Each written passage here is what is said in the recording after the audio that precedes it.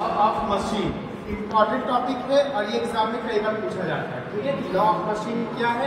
या तो वो आपको इक्वेशन लिख के डायरेक्टली पूछ देगा या फिर सिंपली लिखा रहेगा what is the law of machine. तो लॉ ऑफ मशीन जो है वो आपका आयास यानी आपके एफर्ट और आपके लोड के बीच में एक रिलेशनशिप बताता है। ठीक है, आपका जो लोड है और जो आपका एफर्ट है उनके बीच में जो रिलेशन बताएगा, जो इक्वेशन, वो क्या कहलाता है? आपका लॉ ऑफ मशीन कहलाता है। इस तरीके से जैसे कि अगर यहाँ पर दो कंडीशन आपके हमेशा बनेगी।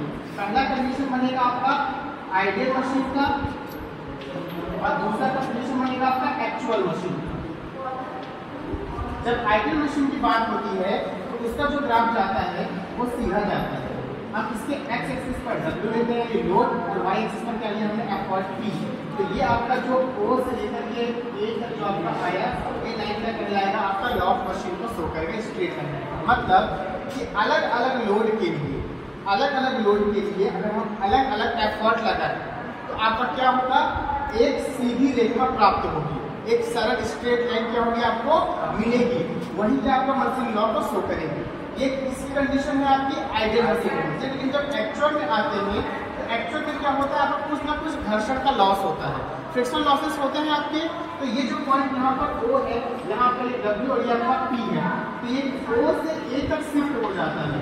O से कहाँ तक शिफ्ट हो जाएगा? A तक। ये आपका घर्षण का ऐसा होता है और ये आपको यहाँ से यहाँ पर प्राप्त होती है P पॉइंट पर।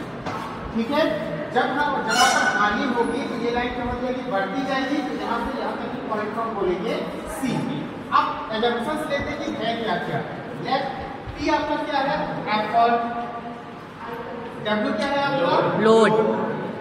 आपका जो M है, M यहाँ पर मिलेगा आपको, इसको बोलते हैं स्लो। ठीक है, तो M क्या है आपका? स्लो। और आपका C क्या है? फ्रिक्शन कांस्टेंट, घर्षण गुणांक। ठीक है, अब ये स्लोप कैसे निकलता है? जैसे आपको लिखा जाए किसी एंगल पर क्या है? आपका टिल्ट है, स्ट्रेट जो एंगल यहाँ पर भी बनेगा वो एंगल आपका यहाँ पर भी बनेगा। इस एंगल को क्या बोला जाता है? आपका एम, स्लोप बोला जाता है। वो कैसे निकलेगा आपका? जैसे ये P है तो ये कितना होगा आपका? डेल P, छोटा सा पार्ट लिया है।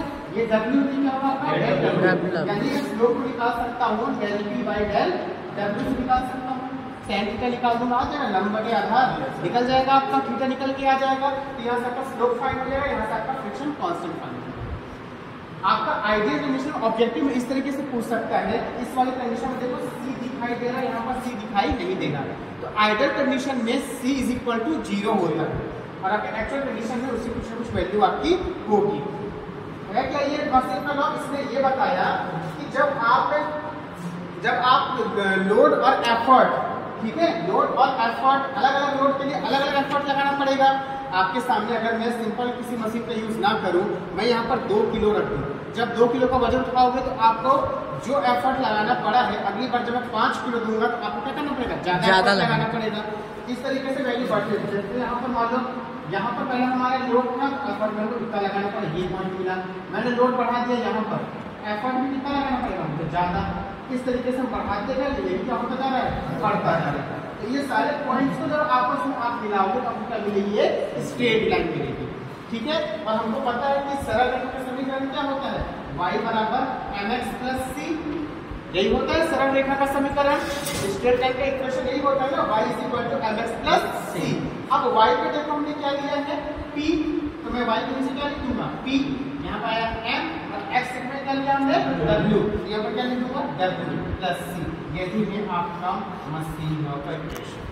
ठीक है, P is equal to mw plus c। यानी कि ये आपका एफर्ट और लोड के बीच में क्या दिखा रहा है? संबंध दिखा रहा है। यहाँ से हम इस इक्वेशन से किसी भी वैल्यू निकाल सकते हैं। आपको mc दिया रहेगा तो आप P निकाल सकते हो, w निकाल सकते हो।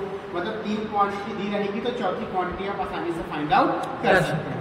ठीक है, तो यहाँ पर हुआ। अब अगर आपको वैल्यू निकालनी होगी पर्टिकुलर M की और C की, तो वो कैसे निकालिए? पर्टिकुलर नोट करो, mw प्लस c। ठीक है, ये आपको याद रखना है कि ये क्या है? आपका मशीन लॉ। ठीक है, मशीन का नियम यही है। अब अगर मुझे लोड अलग अलग करना पड़ेगा तो एफर्ट भी क्या करना पड़ेगा? अलग अलग लगाना पड़ेगा। मैं मान लिया 2 लोड के लिए मैंने 2 एफर्ट लगाए तो मेरे इक्वेशन भी 2 बन जाएंगे। जब लोड P1 था सॉरी एफर्ट P1 था तो लोड कितना हो जाएगा W1 होगा MW1 plus C equation first दे दो, ये इक्वेशन सेकंड आ जाएगी और सेकंड के लिए मैं दे दिया P2 MW2 minus plus C equation third आएगा। अब मुझे कैलकुलेट करना है इन कांस्टेंट की वैल्यू, ये M कितना आएगा और ये C कितना आएगा, इन दोनों वैल्यूज को मुझे फाइंड आउट करना है। तो मैं किस तरीके से निकालूंगा, यहाँ पर मैं equation second minus equation third की, इक्वेशन सेकंड क्या है आपका P1 और 2 में क्या जाएगा आपका ये P2, ठीक है, सेकंड में और माइनस किया, इस तरफ क्या जाएगा MW1 plus C minus MW2 plus C।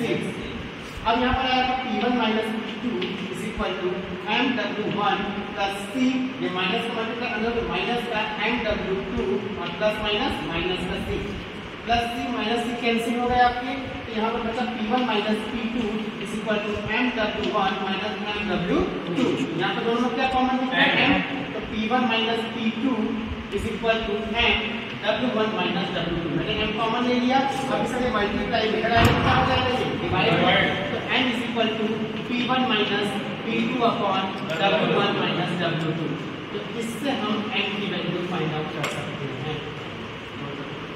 M की वैल्यू फाइंड आउट कर ली, अगर मुझे निकालना है किसकी वैल्यू, C की वैल्यू, ये इक्वेशन फर्स्ट है आपका, ठीक है।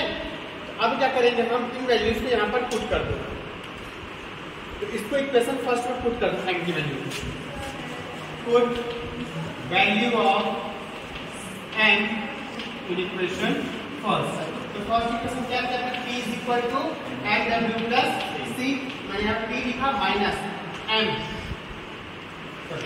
कितना दिया आपका P1 minus P2 upon W1 minus W2, ठीक है, यहाँ पर आएगा W प्लस C, अब ये पूरी क्वांटिटी प्लस में कराएंगे क्या हो जाएगा माइनस में, तो C इक्वल टू कितना जाएगा P minus P1 minus P2 upon W1 minus W2 into W, इस वाली इक्वेशन से आपको कांस्टेंट C की वैल्यू मिल जाएगी, ठीक है। इस वाले में पुट करोगे वैल्यू तो आपको किसका मिल जाएगा M का, और यहाँ से किसका मिल जाएगा आपको C का, तो आप स्लोप भी निकाल सकते हो और क्या निकाल सकते हो आप उसका कांस्टेंट C घर से गुणा, क्या एज यू विश।